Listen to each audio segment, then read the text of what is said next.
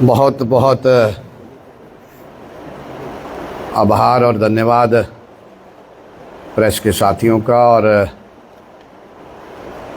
मेरे दाईं तरफ मेरे जिलाध्यक्ष उपदेश बहन उपदेश जी, और इस संकल्प से सिद्धि के कार्यक्रम के प्रदेश की तरफ से इंचार्ज इस जिला के वाइस चेयरमैन और मेरे बड़े भाई रघुनंदन जी, महामंत्री गगन जी, मेहता साहब, और इस प्रोग्राम के इंचार्ज सलाथिया साहब, मेरे बहुत ही आदरणीय पूजनीय मुखर्जी, डॉक्टर नरेंद्र जी, मेरे पीछे बैठे अनिल जी, विद्यासागर जी, सोनू जी, सरपंच साहब सुदर्शन जी, डीडीसी करण जी, यहाँ के महामंत्री सीटू जी, आईटी सेल के मंजीत सिंह जसोटिया जी, अशोक जसोटिया जी, तमाम साथी।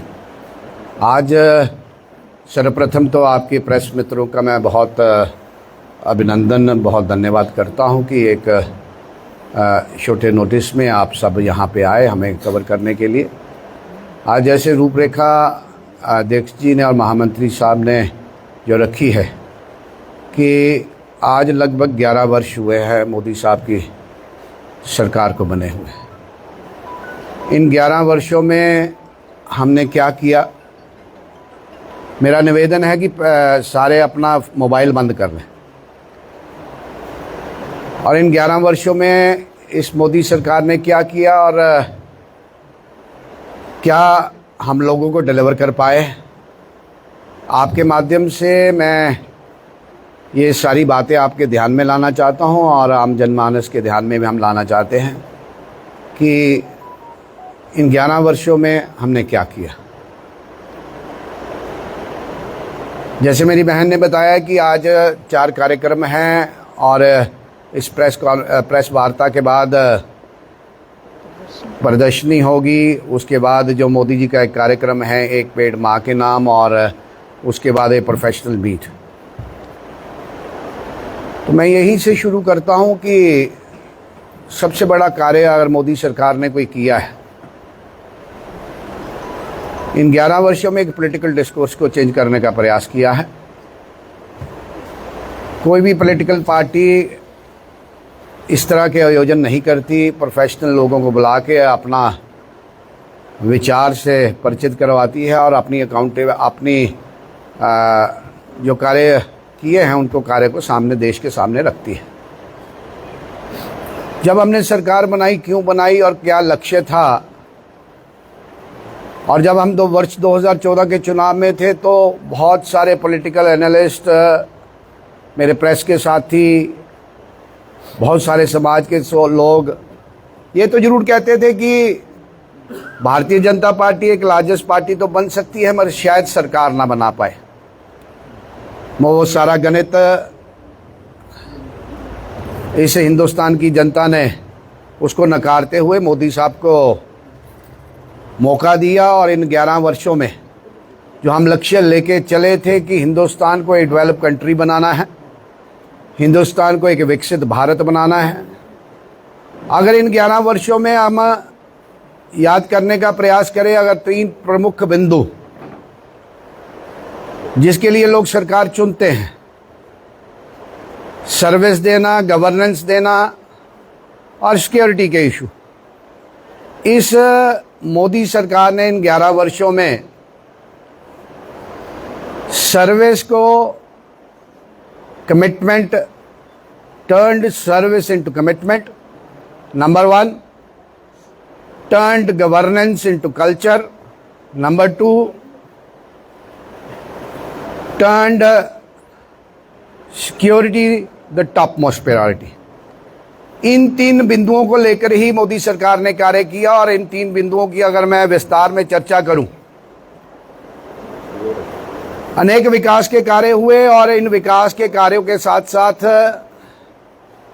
बहुत सारी अनफॉर्चुनेट घटनाएं भी हुई।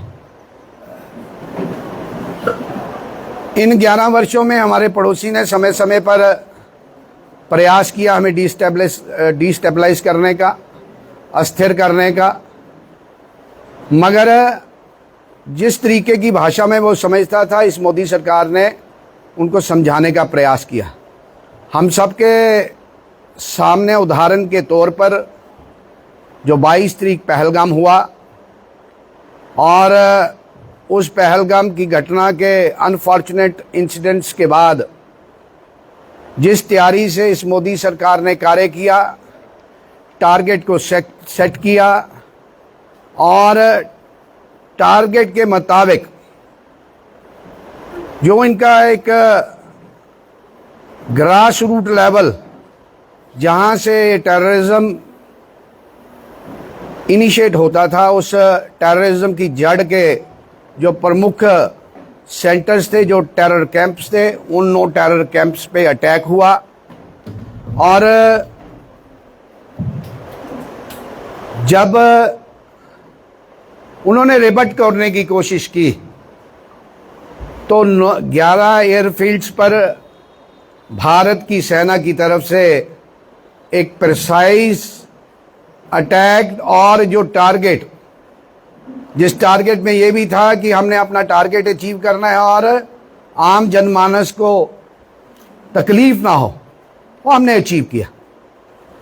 ऐसी परिस्थितियां अनेक बार बनी और ऑपरेशन सिंदूर के बाद, और मैं ये भी कहना चाहता हूं आज के दिन पर कि हमने 47 हो, 65 हो, 71 हो या 99 हो, शायद जो हमने इस सिंदूर ऑपरेशन की तरफ से जो इन 90 घंटों में अचीव किया और जो नया न्यू नैरेटिव है, new normal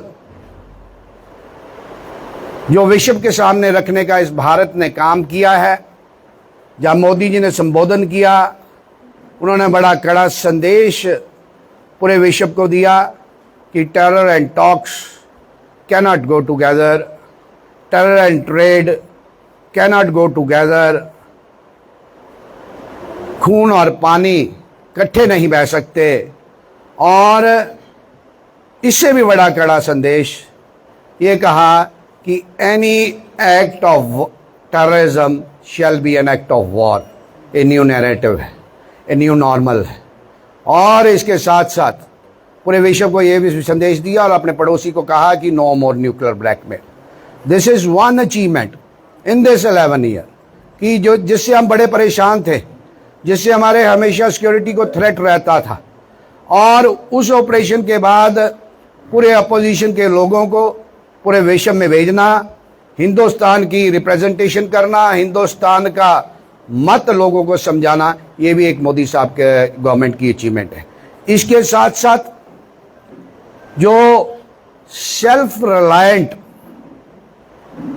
power house, defence power house जो हिंदुस्तान ने डेवलप किया है, डेवलपमेंट इन द सेंस जो हमने एडवांसमेंट की S-400 मिसाइल सिस्टम के जरिए, अपना ब्रह्मोस मिसाइल के जरिए, आकाश मिसाइल के जरिए, INS विक्रांत के जरिए, आपका जो हेलीकॉप्टर था पराक्रम अटैक हेलीकॉप्टर, उसके जरिए। This is new self reliant power house of India, defence power house of India. और ये जिसको हम अक्सर कहते हैं आत्मनिर्भर भारत, इस आत्मनिर्भर भारत और ऑपरेशन सिंदूर के बाद पूरे विश्व के सामने एक बहुत बड़ा केस स्टडी होने वाला है। हम सब जानते हैं war is the last option. अपने टारगेट को अचीव करना, हमारे सामने उदाहरण है रशिया यूक्रेन वॉर। अपने 3 साल से, पिछले 3 साल से वो वॉर में है, मगर आपकी सरकार ने, हमारे प्राइम मिनिस्टर ने अपने टारगेट को अचीव करते हुए न्यू नैरेटिव, न्यू नॉर्मल और पूरे विश्व के सामने एक केस स्टडी के लिए केस रखा है। इसके साथ साथ आपकी इकोनॉमिक डेवलपमेंट, आपका ग्लोबल डिजिटल ट्रांजैक्शंस, इन 11 वर्षों में Hindustan has achieved the target of being the 4th global economy, 4th global largest economy। 24 lakh crore के करीब हमारी डिजिटल ट्रांजैक्शंस हुई हैं और सिर्फ वर्ष 2024 में आपका मोबाइल यूज़र 1,16,00,000 के करीब करीब आपका मोबाइल यूज़र बना है। This comes under digital transformation. Internet penetration expanded to 97 crore. और जब परिस्थितियां बनी, जब कोविड आया, रशिया यूक्रेन वार हुआ, तालिबान ने अफगान को टेक ओवर किया, इन सारी परिस्थितियों में जो इवैक्यूएशन मिशन सक्सेसफुली जो आपकी भारत सरकार ने अचीव हुआ है, 11 वर्ष में हमने ये भी अचीव किया। इसके साथ साथ साथियों, हमारा डायरेक्ट बेनिफिट ट्रांसफर, जब हमने खाते खुलाना शुरू किए, जब हमने जीरो बैलेंस के खाते खुलाना शुरू किए, मेरे अपोजिशन के साथी बहुत बार ये बात कहते थे कि इससे क्या होगा। आज मैं आपके माध्यम से उनके समक्ष रखना चाहता हूं कि 44 लाख करोड़ 44 लाख करोड़ की डायरेक्ट बेनिफिट ट्रांसफर बेनिफिशरीज को हुई। और आपको याद होगा, राजीव गांधी जी खुद कहते थे कि अगर हम 1 रुपया भेजते हैं तो 1 पैसा पहुंचता है, अगर 100 रुपये भेजते हैं तो 10 रुपये पहुंचते हैं। अगर ये डायरेक्ट बेनिफिट ट्रांसफर नहीं होती, जिससे एक बचौलिया जो सिस्टम है, आप खुद अंदाजा लगाएं, 44 लाख करोड़ की डायरेक्ट बेनिफिट ट्रांसफर से कितना ट्रांसपेरेंट और कितना करप्ट फ्री सिस्टम को एक मौका दिया है। इसके साथ साथ ease of doing business, Hindustan में डोमेस्टिक इंडस्ट्रियल प्लेयर्स या इंटरनेशनल डोमेस्टिक प्लेयर्स वो कतराते थे। इसलिए कतराते थे कि जो नॉर्म्स थे, जो पॉलिसीज थी, बड़ा डिफिकल्ट काम था, बड़ा मुश्किल काम था। और जब मोदी साहब ने टेक ओवर किया तो we were ranked 142 in global ranking में हमारा रैंक था 142वां। ईज ऑफ डूइंग बिजनेस में हमारा रैंक था 142वां। और मोदी सरकार के इस 11 वर्षों के बाद today we stand 63, we stand ranking 63वां नंबर है in ease of doing business. Ease of doing business में आपके लगभग 1,08,00,000 नए इंडस्ट्रियल यूनिट रजिस्टर हुए।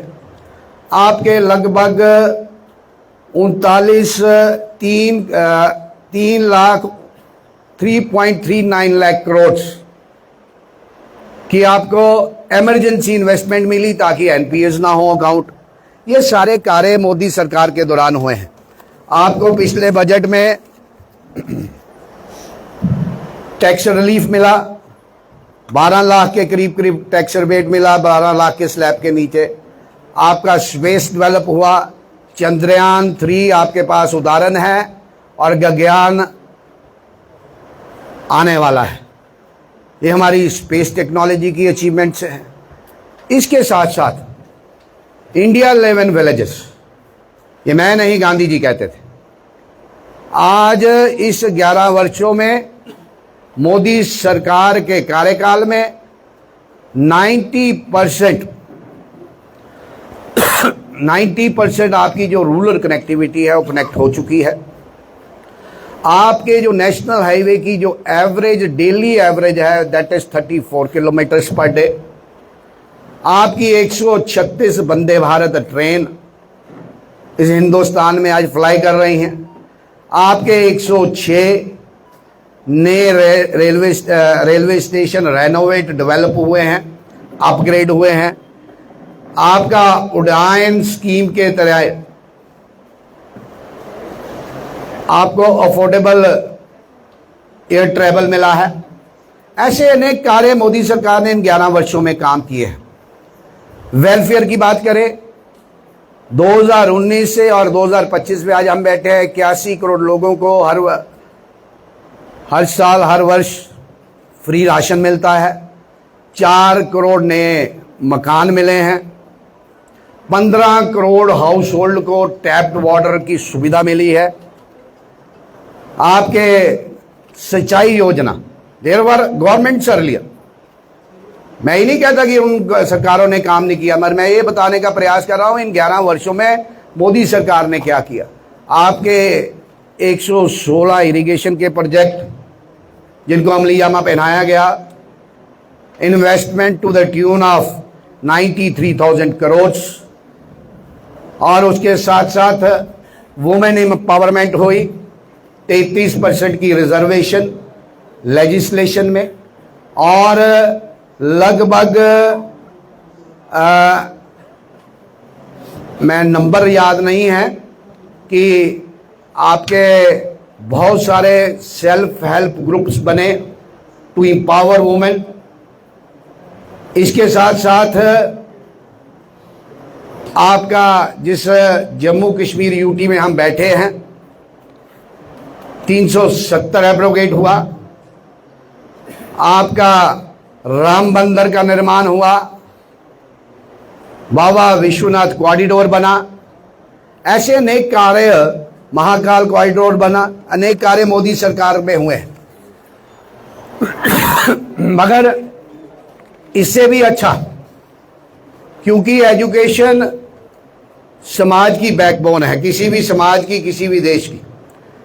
न्यू एजुकेशन पॉलिसी का बनना, 2020 में formation of new education policy, under new education policy 7 IIMs, 8 IITs, 490 universities, ये सारे कार्य मोदी कार्यकाल में हुए हैं।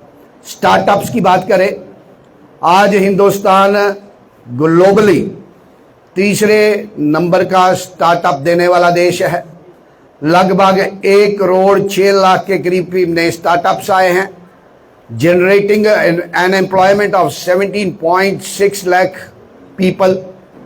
आपका हेल्थ केयर में आयुष्मान कार्ड के माध्यम से 40 करोड़ 71 लाख लोगों को आयुष्मान कार्ड मिले, with investment of 1.3 lakh crore. 40 lakh 71 crore Ayushman card का मिलना 1.3 लाख करोड़ की इन्वेस्टमेंट के साथ, आपके 17,500 के करीब रूरल में और 11,000 के करीब अर्बन में आपको हेल्थ वेलनेस सेंटर मिलना, ऐसे अनेक कार्य इस मोदी सरकार के 11 वर्ष कार्यकाल में हमने पूरे किए। आपके माध्यम से बहुत सारी चीज़ें हैं, बहुत सारे विकास के कार्य हैं जो मोदी साहब ने इन 11 वर्षों में किए।